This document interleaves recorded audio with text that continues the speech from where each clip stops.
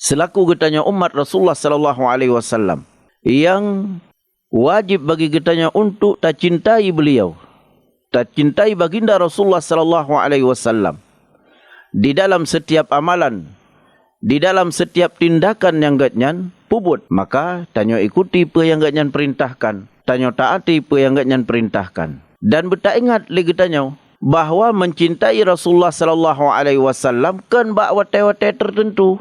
Wajib getanyo cinta kepada Rasulullah sallallahu alaihi wasallam di dalam sepanjang kehidupan getanyo. Artinya selama tanyo udip wajib getanyo perbuat apa yang ka geperintah li Rasulullah sallallahu alaihi wasallam.